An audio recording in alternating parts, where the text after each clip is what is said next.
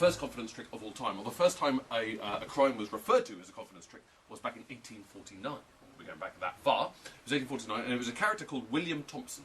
Now, he committed, he was the first person ever to be called by the popular press a con man, or confidence man.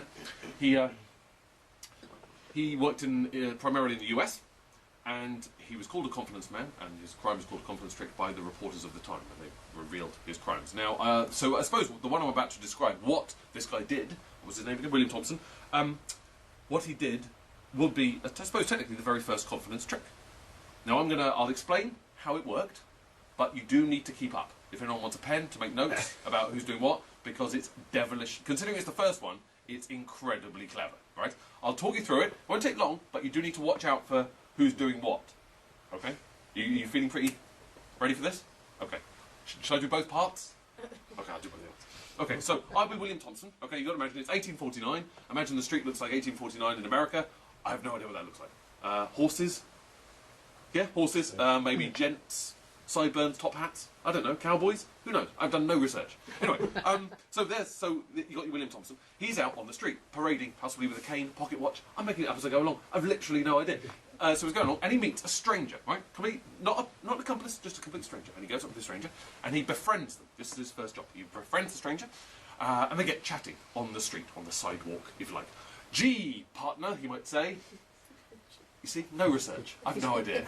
He was a chugger. Exactly. Howdy,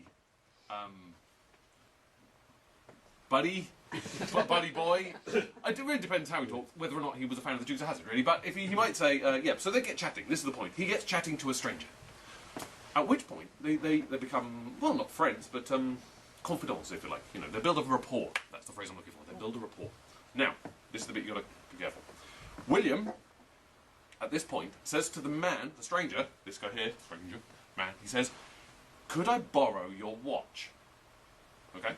So that's what he says to him. "Could I borrow your watch?" This guy, thinking that William is a bit of a charmer, says, "Okay," takes his watch, gives it to William. Now, William takes the watch, puts it in his right hand. Okay, you following this? Who's got the watch? William. Who does it belong to? Stranger. Right. William then says, "Thank you," okay, turns away, and never comes back. That's essentially how it worked. Did you follow it? Do you need me to go through it again? No. No. Okay, that's fine. That's it. That was the very first confidence trick. Okay, he was that, and this hit the papers. Okay, so it rather does beg a couple of questions. I think this particular one. Firstly, how gullible were Americans in 1849? This is the question. I mean, are we any Americans in? None at all. No one's American here. So I can talk about them. I don't know many Americans, to be honest. I don't know that they're a particularly gullible race. They seem quite charming to me.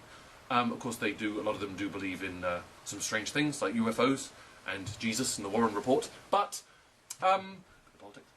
But I don't think they were that particularly, gullible. Perhaps they are. But maybe they're not. Maybe they were regular people. But maybe this guy, this William Thompson, was just the most charming man in the world. Maybe the song "This Charming Man" by the Smiths was written about William Thompson because that's how charming he was. He was literally this charming man. I don't know, but rumour has it he did have a punctured bicycle. So, it's a joke for the Smiths fans. There we are. So, I don't know, maybe he did have this incredible charm. Possibly bionic charm. The bionic man had a bionic arm. Maybe William Thompson had bionic charm. I don't know. But that's it's the only possible way I can see how that would work.